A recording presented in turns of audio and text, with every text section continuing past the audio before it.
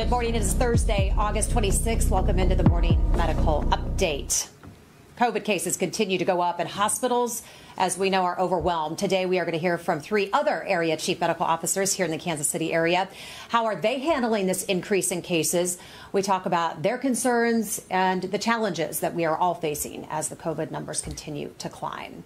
So before we jump into that, we do want to quickly tell you about a free vaccine event happening this Saturday at the City Market. The KCMO Health Department is encouraging anyone who has not yet received their vaccine to come down to the City Market area from 10 to 2 this Saturday. Just look for the KCMO mobile vaccine truck. It's right there in front of the big paddle wheel near the Farmers Market Pavilion. All 3 vaccines will be available. Second shots will be available. And you can also schedule your second shot through the KCMO Health Department. And if you're getting your second shot, don't forget your vaccination card. So there is the information there on your screen for that. Before we jump in with questions, Dr. Hawkinson is joining us with the COVID count today. Good morning. How are you? Hi. Good. Today at Hayes, they have 13 active patients, so total of 13 for that, none in that recovery phase. We here at the health system have kind of really been now for the past week or so in that mid to low 60s. We have 63 active infections with 28 ICU patients and 16 on the ventilator. We did have 25 as well yesterday. So. All right, thank you for that update. So a total of 101. They just say we haven't been over the century mark for a while. 38 in that additional recovery period. I'm sorry. Yep. Total of 101. Ugh. All right, we're going to get to reporter questions. Can you kick us off with a few words this morning? Yeah, get vaccinated, wear your mask, and all those good things. A couple of kind of interesting updates first. Long discussion, lots of papers yesterday in the New England Journal of Medicine that were published around vaccine-induced thrombotic thrombocytopenia and therapy for that, but also articles looking at the incidence of side effects with the vaccines versus COVID-19, and a nice audio version. All that's free and open to the public, by the way, and I really encourage you, when you, instead of looking at all the internet science, go listen to some of the stuff, especially the audio interviews on the New England Journal website. They're really good, and I think they're listenable for just about everybody. They're really geared that direction. And I think with the information they're saying, what they're showing is clearly that vaccines, even though there are side effects, right, the side effects are incredibly rare, and they are much safer than having COVID-19, without question. And the side effects like myocarditis, it gets talked about a little bit, is far more common with COVID-19 than it is with vaccination. We hit 100,000 hospitalizations yesterday with COVID-19 across the United States. That's the first time in a very long time, like since January the 30th, we've been at that number. So we're seeing it continue to climb. And, we looked at modeling yesterday for Kansas and Missouri, and I looked at Johnson County, Wyandotte County, Jackson County, Cass County, Clay County, Douglas County. What you're seeing is there is a leveling off, right, of the new caseload. So that's good, at least the new positive test. But hospitalizations are still rising. And the other thing, and I know we're going to talk about this a little bit, deaths are still rising.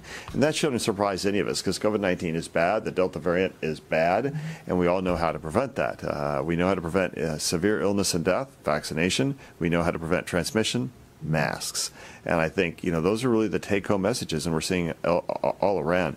Also, some important updates coming out of the Biden administration, where they're suggesting that instead of 8 months after your second shot, boosters will be starting 6 months after your second shot. So I think we're going to probably see that pop up in the very near future. I don't know, Hawkeye, anything else you wanted to throw in? No, we still get questions about, well, I see the vaccine isn't effective and it's not efficacious, it doesn't work. I think you have to go beyond that headline, and you have to ask, what are they talking about as far as efficacy? Is it just mean that the vaccine doesn't cause you to have any symptoms, that you don't get the actual virus if you are in those high-risk situations? Or is the efficacy about protecting you from hospitalization, severe disease, and death? Because all of the current data, all of the current articles, which again are all freely available, if you look at things like the CDC MMWR, if you look at the New England Journal of Medicine, just as Dr. Steit said, if you look at the journal Clinical Infectious Disease, all of these peer-reviewed journals that have stringent rules on how they are able to make their articles publicized to people, they are peer-reviewed, so they are critiqued scientifically. And the main issue with all of these recent articles about the vaccine efficacy is that they still protect very well against hospitalization, severe disease, and death. And that is the theme even with Delta variant. Remember, the vaccines are like seatbelts. So they aren't going to protect you from getting into a car wreck.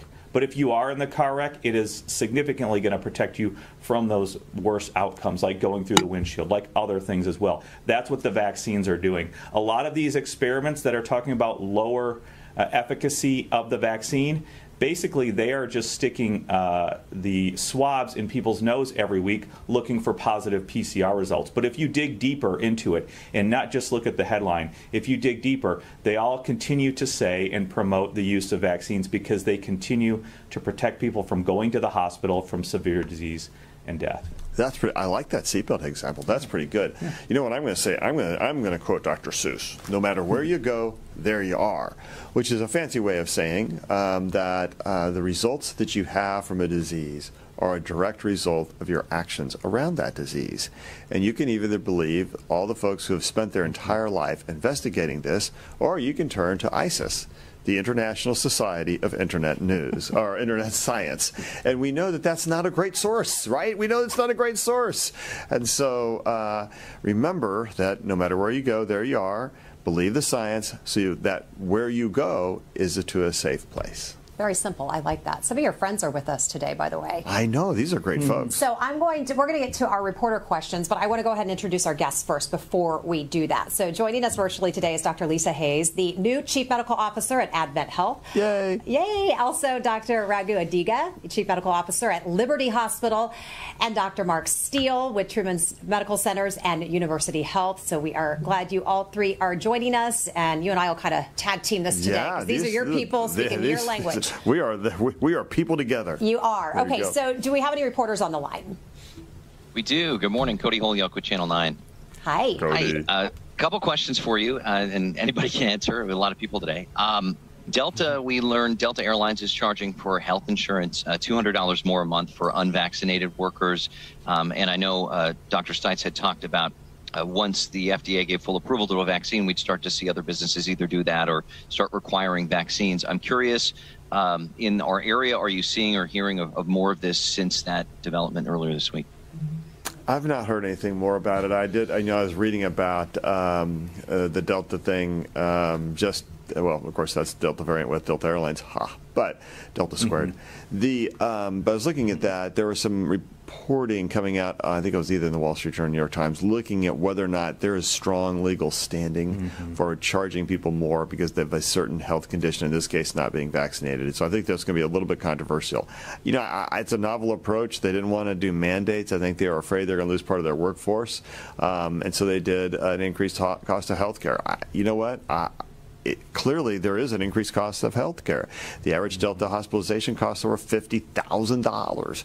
And, you know, the average medical evaluation or medical hospitalization is about $23,000. So, you know what? Delta makes you sick, and it's really an expensive sick. So, you know what? I'm okay with it. I don't know what other companies will do. Just to say, mandatory vaccination has been well established with good legal precedent. So it'll be interesting to see how this goes and unfolds around that. I know a number of organizations that are also requiring their employees who don't want to get vaccinated to be tested multiple times a week. And I think there is good, I mean, that's just good science around it. And especially with the transmissibility of the Delta variant, I think there is some logic to that. So I don't know, that's what I'm hearing. I don't know if anybody else, I'm just going to look at our panel. Guys, have you heard anything else about that? Because Mark, you all implemented, and now Liberty's implementing mandatory vaccination for your employees. How's that going? Yeah, good morning, Steve. It seems to be going well. Obviously, we felt this was an important move to take. We took the lead on getting folks tested early on and also getting the vaccines. And so we thought we would do the same with requiring the vaccination for our employees. I think that obviously we have an ethical and professional duty to protect others. And so this is obviously a way to do that. To protect the health of our patients, their families, and the broader community. We obviously, as an academic medical center, feel strongly about the science, as you've already alluded to, and how effective and safe the vaccines are. And now, of course, the Pfizer has been granted FDA approval. I think we all know that we've seen an uptick in our workforce members who are out either with COVID or having to quarantine, and most of those people are unvaccinated. So that's another reason I think it's important that we have taken this step. And then, of course, as you know, we have other requirements for other vaccines that we already have for influenza and hepatitis B and the like. So I really think it's a very important move, and I hope that others will follow. Yeah, I think. Well, and so we just ask Ragu, because I know Ragu, you guys you're going that direction in Liberty, right? No, we've already gone there. Good morning. Thank you for having me. Yes, we started this last Friday, actually announced it. And just like Truman, we felt it's our obligation to our patients, our staff, our families, and our community here in the Northland. And we needed to set an example to other employers around here. And it's going quite well. And of course, most of the feedback has been really positive. And of course, this is an ongoing effort to educate everybody. And there is always going to be some people who have legitimate questions. And we sit with them and kind of explain what the logic is behind that. And it's going very well. And we're proud of our staff for working hard and accepting the responsibility that comes with being a healthcare worker. So it's going well. All right. Thank you. Dr. Steele just touched on this. He said that there's an uptick in workforce members, people having to quarantine. I'm curious if you guys could go around the horn here and tell us a little bit about that. Is that contributing to the healthcare issues that we're having right now because of the influx of patients? Lisa, how about up at AdventHealth? Sure. As of yesterday, we had 14 employees out on quarantine currently, and we've seen such a dramatic uptick in people having to utilize our employee health and being tested, and having to wait to hear whether or not they came back positive before being able to go to work. So yes, we are definitely seeing an uptick in employees who are positive. Mark? Yeah, no, I mean, I think the answer to your question is, yeah, I mean, it does impact us. I think staffing continues to be a challenge for all of us, and you hear that across the country. So even having relatively small numbers of clinical staff out impacts our ability to staff our beds, and so it's an important element. And Ragu, how about with you at Liberty?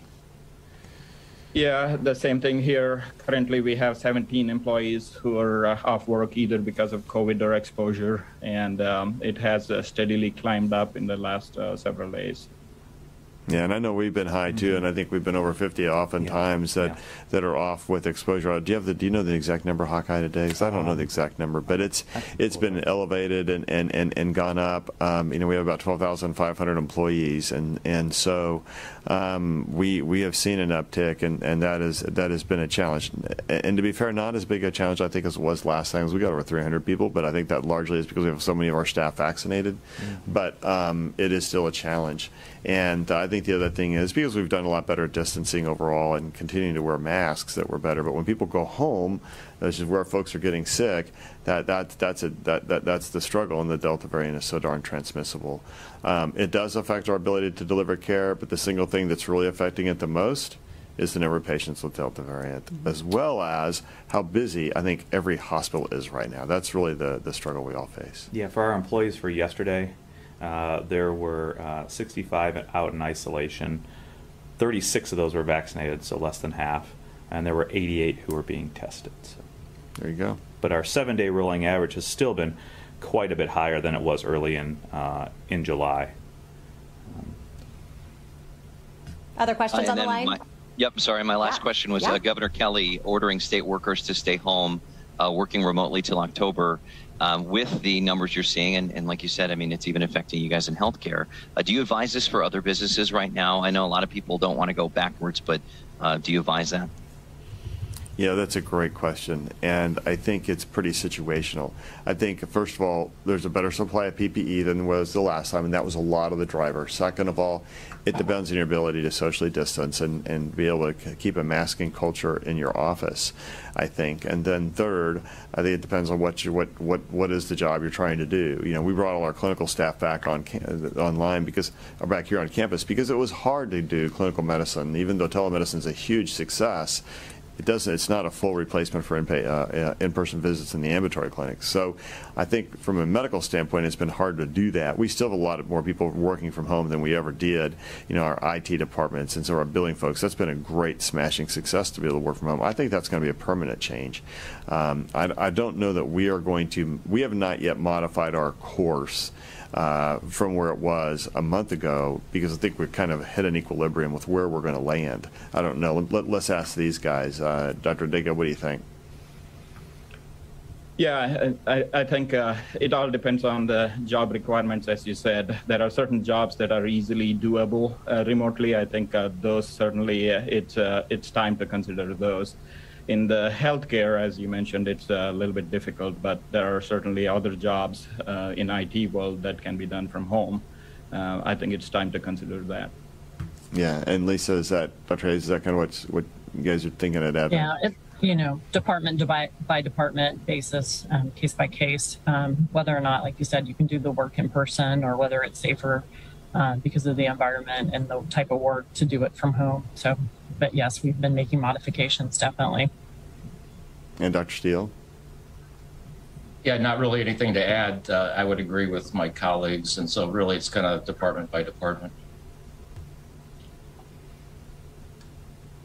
Any other questions on the line?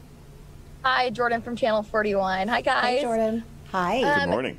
I have two questions. The first one is, Dr. Hawkinson, can you talk about the recent change of having patients who are having surgery being tested for COVID-19 and why you guys decided to change that now and not sooner or later? Or if that's a new change or anything like that? I think pre-op testing. Oh, pre-op testing? Yeah, I mean, pre-op testing has kind of gone back and forth with vaccination and not, and there's really not much difference. You know, we're still pre-op testing and screening, unless you've had a vaccine, then we are not really screening you with the pre-op testing, the PCR testing. So, you know, that's really been nothing new. We've really focused on the best way to get you to your procedure, but we know that people with SARS-CoV-2 infection can have a risk of worse outcomes or have complications compared to those that aren't. So, but we are using vaccination status in these cases, and then largely we're also looking at the specific procedure as well, and how risky is it, if you will, or how much risk do you have for adverse outcomes if you do undergo general anesthesia, or how big the surgery is. So a lot of that is also, we are leaving to the individual surgeons as well. And my next question is, are you guys seeing any, sorry. Are you guys seeing anyone that has gotten COVID, got the vaccine, and then gotten COVID again? Okay, so they had COVID, got vaccinated, and now they're sick of, they have another COVID infection. And that's, first of all, the population of patients in whom that's happened is relatively small. Yeah. I can't tell you that I know a specific case. Do you? I'm sure we have, but again, I don't know any specific cases. I don't think that's unheard of, especially if you, say, had COVID-19 more than a year ago, pre-vaccination, you got vaccinated, and then now again.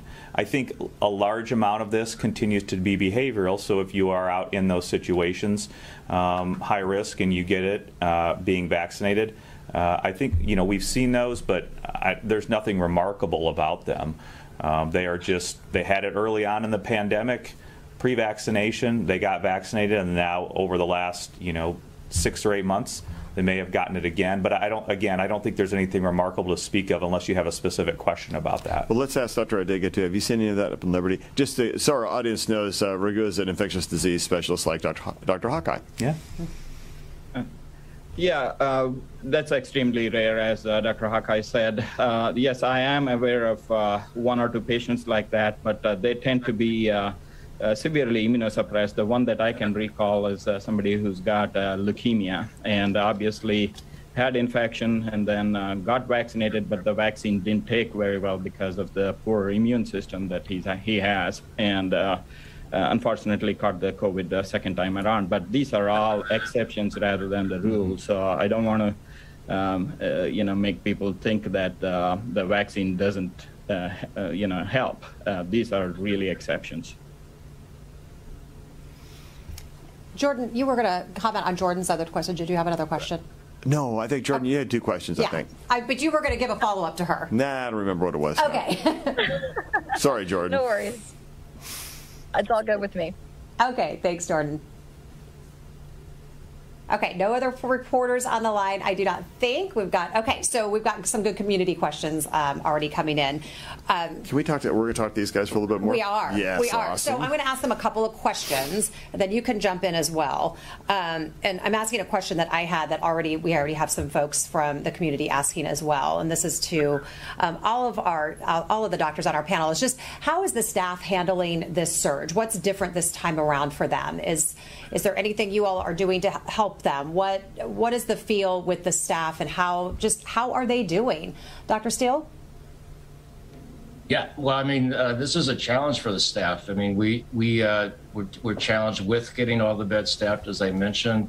A lot of the staff are working overtime and working very hard, and this is hard work. The acuity of patients that we're seeing is really high, and I think it's really frustrating to some of the staff that we know that a lot of these, or the vast majority of the admissions are people who are not fully vaccinated, and they know that these are potentially that they're preventable admissions, and so it does cause a lot of stress. And so, I mean, but some of the things that we're doing, I mean, of course, we have different wellness groups that are working with us.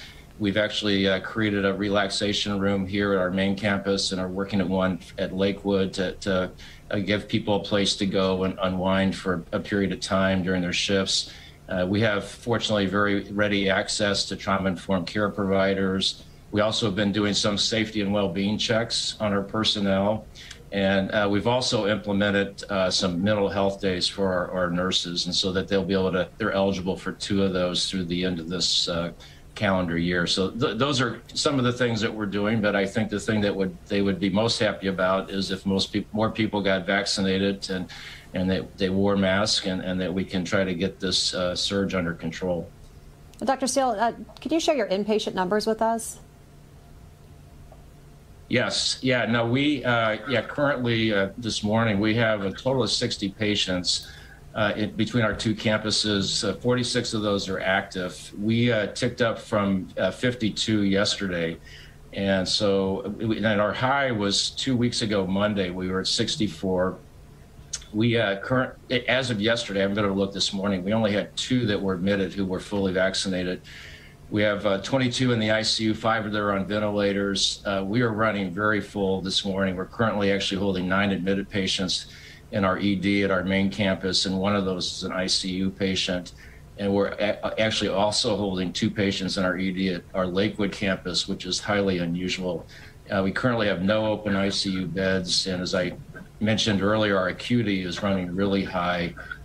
We've already had 18 COVID-related deaths in August, and 2 of those patients were in their 30s. Our prior high was back in January. We had 15.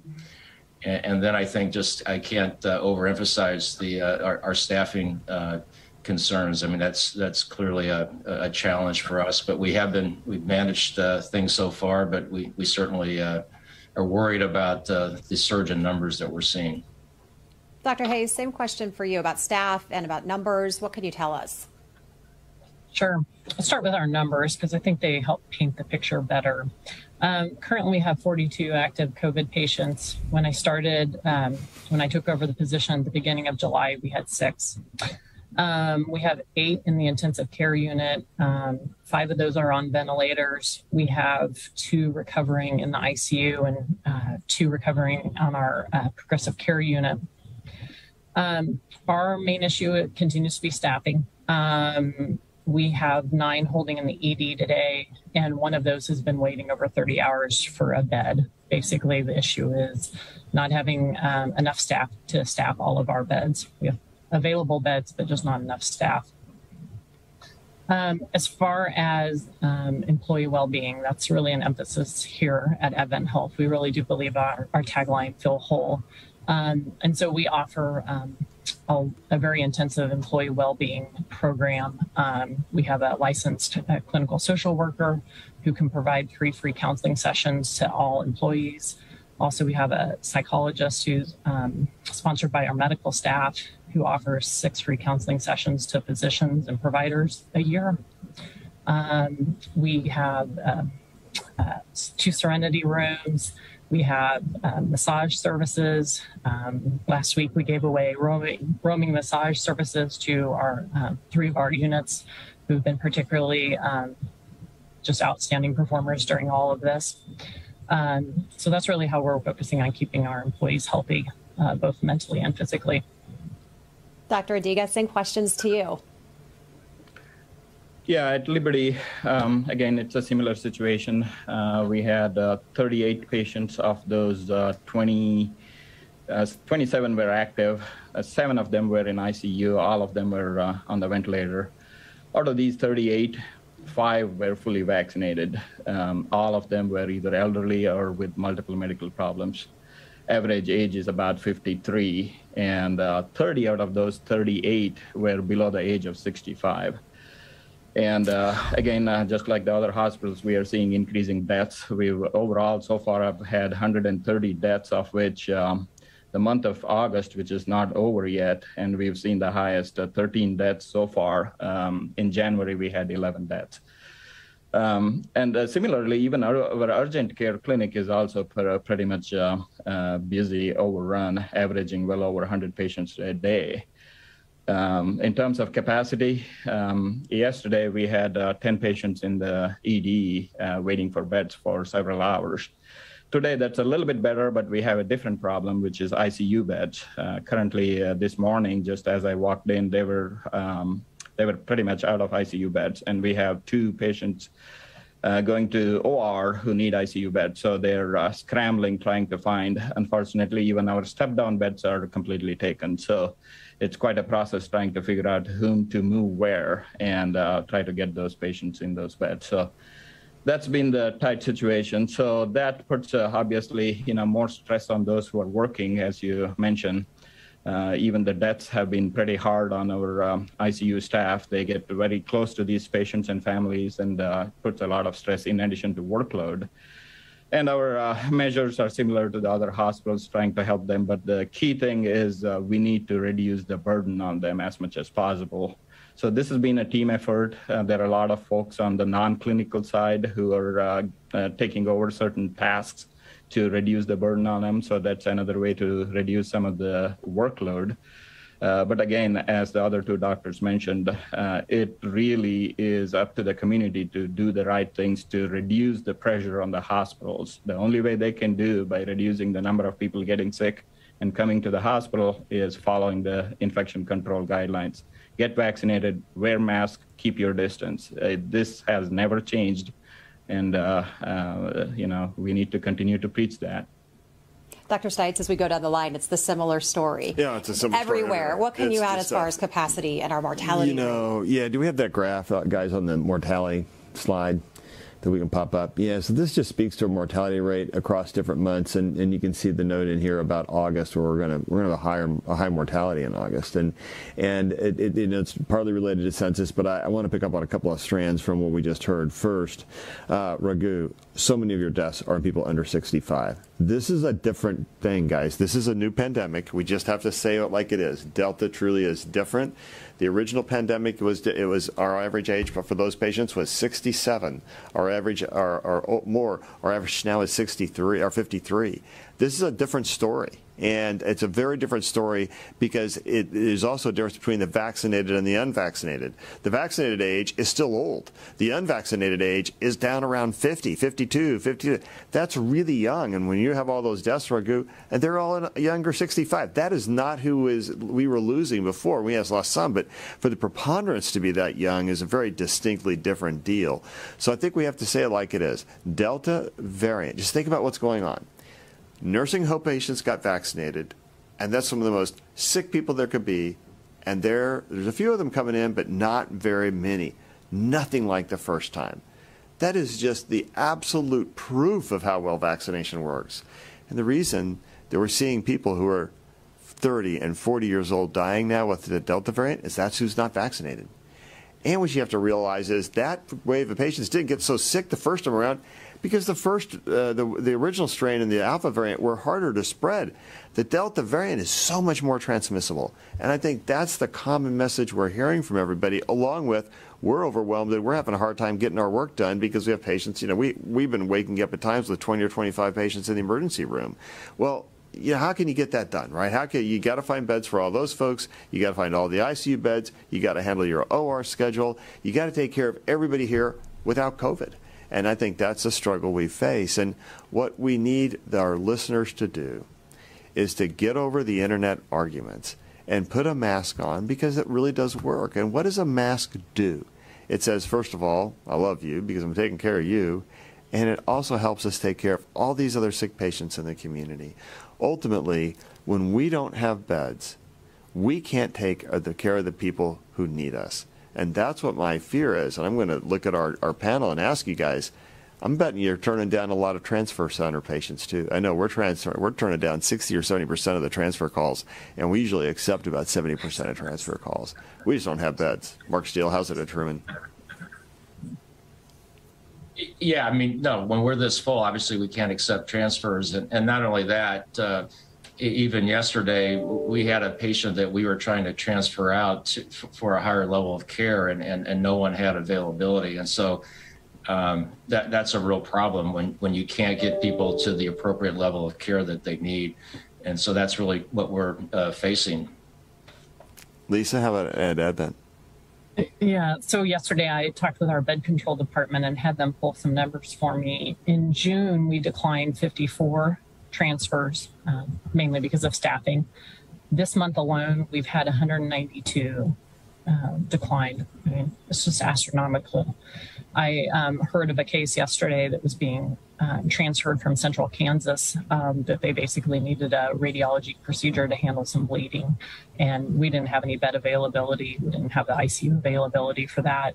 And so they were just going to have to continue to transfuse continuously until they could find a bed available for that individual. Very good. Liberty? Yeah, it's the same story here. It's painful.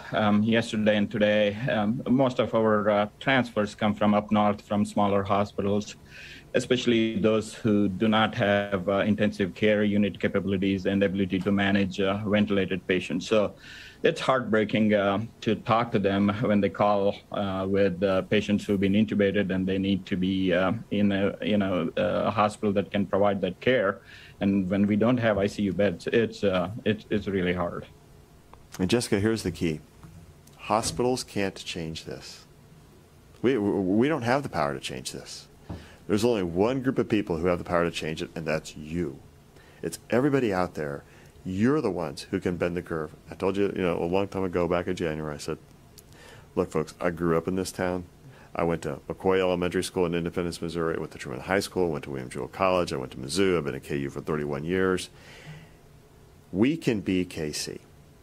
And when I say be KC, I mean we have to be the best that we can be. And how do we do that? We have to take care of each other because hospitals can't solve this. Only you can. And the way you do it is you can wear a mask, you can bend the darn curve, get vaccinated so we can stop the curve. Right?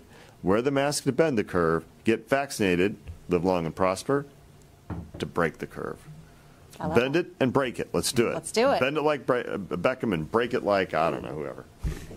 You'll think of something. It's going to come to me sometime. Maybe like Chris Jones will do to the quarterbacks. That's it. That's right. Yeah, that's right. Sack Nation. Break it like Crisac Nation. I like it. You know I love your sports analogies. Yeah. I keep up with those. Okay, I've got some great questions from the community. Do you have any other questions for our guests? I'm good right now. Okay, you're good right now. So a couple of questions came in. One is from Kelly.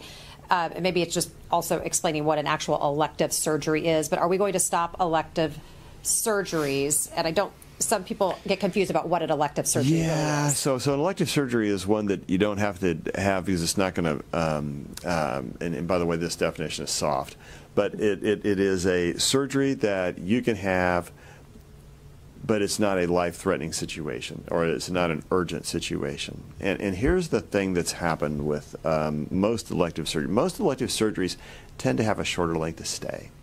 So what we did last fall and January is we took those cases, we expanded our capacity at Indian Creek campus where we don't do critical care and things like that to what's called an ambulatory surgery center or a same-day surgery center.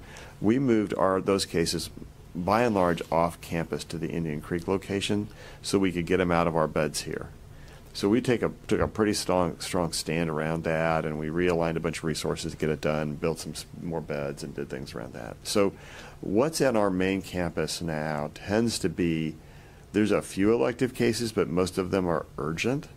What we have done is, because we've not been able to staff, we can staff all of our inpatient beds, we can't staff all of our ORs right now because of just a lack of people. And so we're down from we normally run around, in the main hospital, about 30 ORs. Then we have another 10 or 12 over at Cambridge Tower, and we have some over in the Heart Hospital as well. But just on our main, so those are all fully staffed. At the main hospital, we're staffing about 5 or 6 beds less in the operating room. So our OR capacity on this campus is already down because of staffing. And so we actually have slowed down our surgeries, and we've watched our wait times go out a little bit. So have we canceled urgent or elective surgeries? Actually, what we've done is move our elective surgeries off campus. We've reduced our bit of our volume here, so the other elective cases, the ones we can delay, are being delayed already. So there's really not much left to delay. And the problem for us then is, what would you delay? Well, you don't really want to delay the liver mass because that's a cancer surgery. You don't want to delay the terrible back pain because that person's in pain and on narcotics and can't move at home, can't get back to work. So those aren't really elective cases.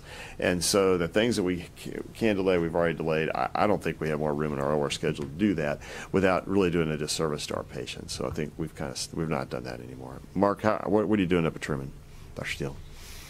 Yeah, I mean, we have not been postponing or canceling cases so far, but as you point out, I mean, most of the stuff that we're doing is really more urgent or emergent.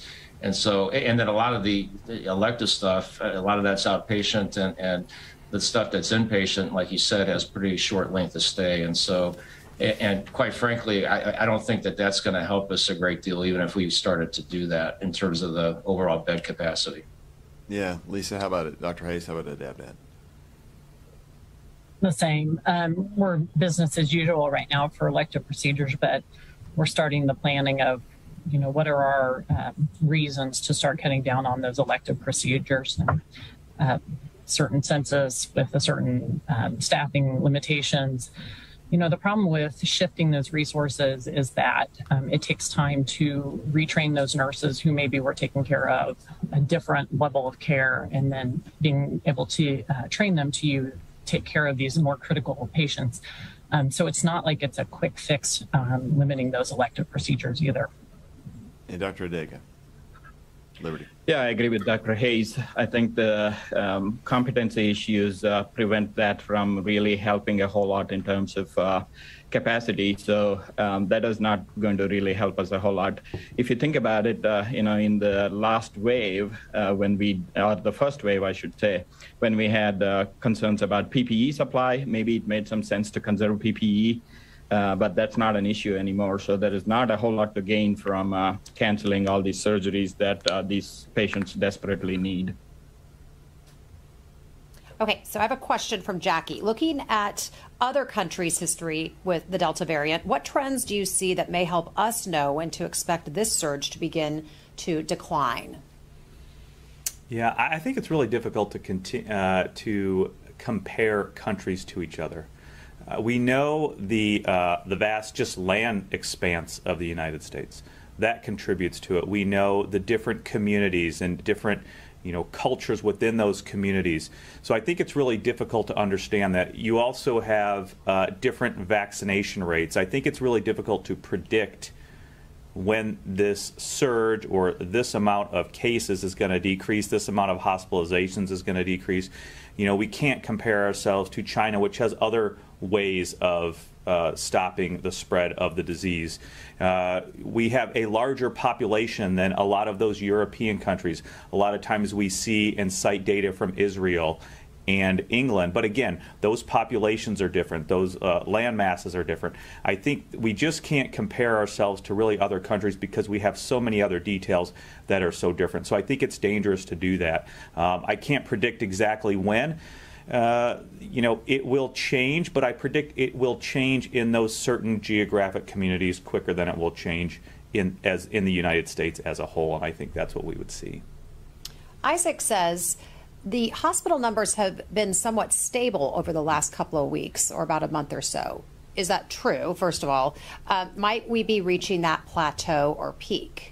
Yeah, there's some graphing. As we were looking at the stuff last evening that the university works with the health system to construct the data, and there is some flattening the curve in Kansas City. The problem is it's at a really high level, and in the last day or two, it's actually eked up just a little bit again. And the curve I think that makes the most sense is hospitalizations, because even though that's 2 to 3 weeks delayed from the case rate.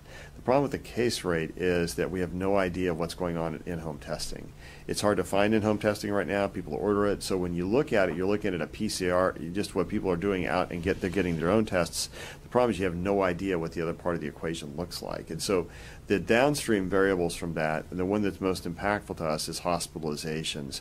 And our numbers are crawling up, and it's interesting when I listen to the numbers, and I'm just going to go with Dr. Hayes, that's a really high number for y'all at Shawnee Mission, I think, and so that concerns me. You guys are up a little bit, and we're good. Dr. It felt like you guys had kind of inched back. We all kind of dropped a little bit, but now it feels like we're inching back up. I mean, that's 4 for 4 on this call. So just in a real-time thing, we're all back up about 10 or 20% because we did sink a little, but now it's going back up again. And schools are just now opening, right? Schools are just now opening, and universities are just getting back to work, getting back. So I think we're not done with this wave, and I'm afraid this wave is going to stay on this plateau or maybe inch up a little bit more just from the impact of schools. I don't know, guys. Anybody think differently? I agree, and another way to look at it is not just the new hospitalizations, but the number of people in the hospital. As you know, the COVID patients end up staying in the hospital much longer. So even if the number coming in slows down a bit, the beds taken by the COVID patients still last much longer. The hospital numbers will remain high for a while. Yeah, Mark or Dr. Hayes, any thought? Yeah, nothing really to add. I mean, I think it's really hard to predict as we've seen, and so. But yeah, right now, I mean, clearly, I think all 4 of us have seen a tick up today, and so what's going to happen tomorrow, we'll see tomorrow. All right, Ruth is going to get the last question, and I'll hold all your questions for follow-up Friday tomorrow. Dr. Hawkinson, can you speak again to the strength of the vaccine? The booster was 8 months out, now possibly 6 months out. What does that tell us? Yeah, I mean, again, the vaccine continues to be extremely effective and efficacious at preventing hospitalization, severe disease, and death. I predict even at 12 months, there has been a pivot now to providing the vaccine at 8 months or even shorter, just because not for the cases specifically, but for helping reduce transmission because of everything that we are going on, that is going on now. We have very good recent articles. Again, it's publicly available in the MMWR and Clinical Infectious Diseases journals, which show that even months out from getting vaccinated, although there are cases, those people who are ill are not going to the hospital. It is still protecting you against severe disease, hospitalization, and death. So I think we really need to understand, has there been a pivot now? Are we trying to help reduce transmission more? Because, just getting infected and having a case is not as significant as having to go to the hospital. And so that's what we're doing. These vaccines continue to have very good, cause very good, robust immune responses in those T cells and B cells. There's a recent preprint as well that is not peer review at this point in time, but is going through the peer review process that also shows that after vaccination, your ability to mount that immune response and develop new peak antibodies happens much quicker with getting that vaccine than if you had not seen the infection previously. So the vaccines continue to work to be very efficacious. There may be more of a pivot now to really trying to stop transmission because of everything that we're seeing in the hospital, because of what you heard our CMOs talking about now with hospitalization and capacity and all that. So overall, the vaccine continues to be very good, very effective at protecting people from going to the hospital, going to the ICU, and dying. And I think that data and that robust immune response is going to continue for at least a year.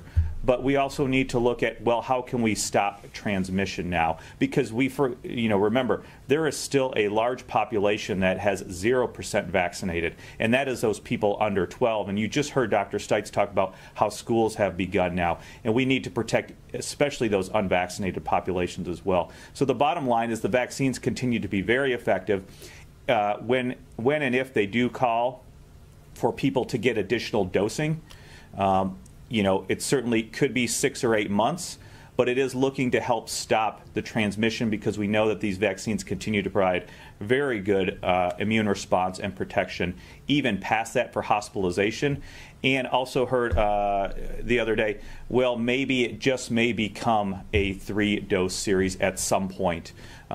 Because we all know that it's going to be difficult to continue to mandate or recommend people getting a vaccine every 6 or 8 months. So, but those things are questions that are unanswered right now that remain to be investigated and answered. But the bottom line is the vaccines continue to provide great protection against going to the hospital, getting to the ICU, getting intubated, and of course dying.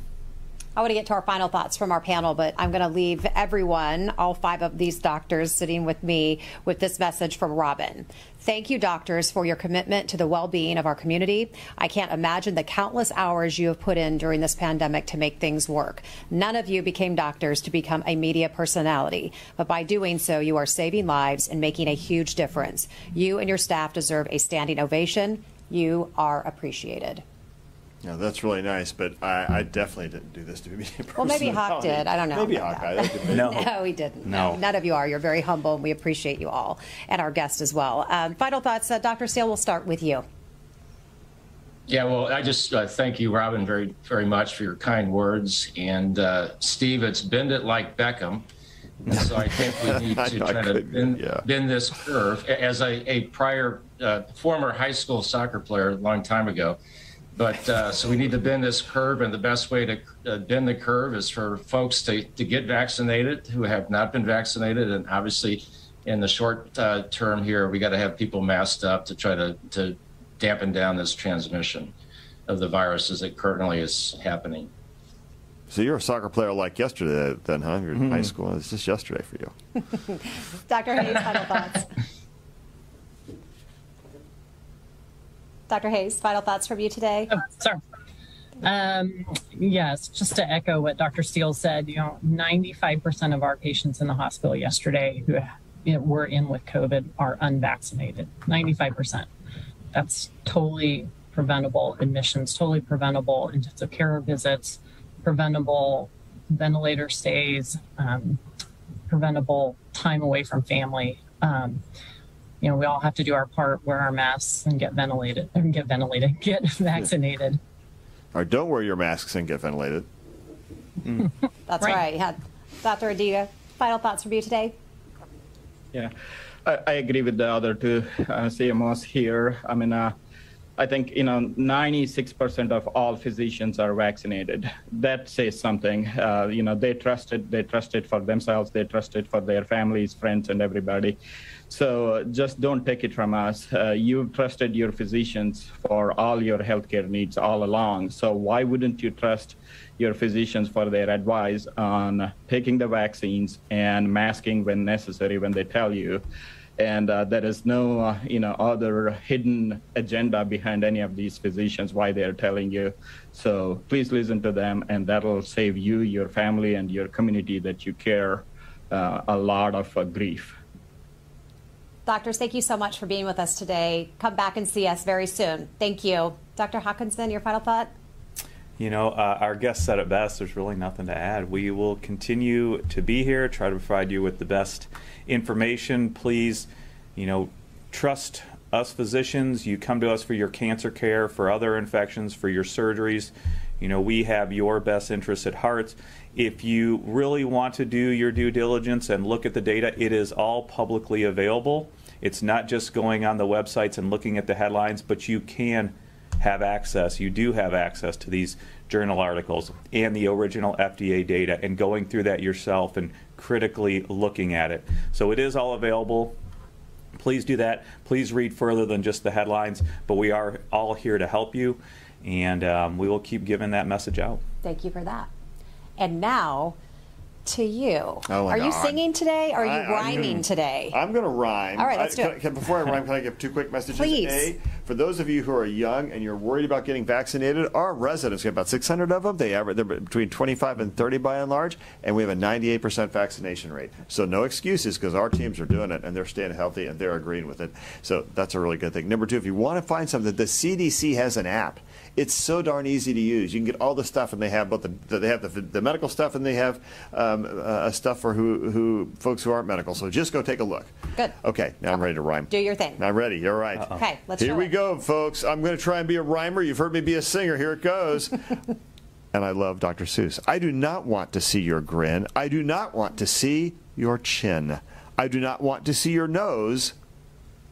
I should not see your lips exposed. The lower region of your head should be concealed from sight instead. By the way, these were sent to us by one of our listeners, and so we love these rhymes. They are the best. The next one reads, it's for your sake I wear my mask. Please wear one too. That's all I ask. And the last one says, don't forget to tell your surgeon not to wear a mask next time you need an operation, because apparently masks are ineffective at protecting against germs, and you definitely don't want your surgeon deprived of oxygen. Tell your surgeon, no masks.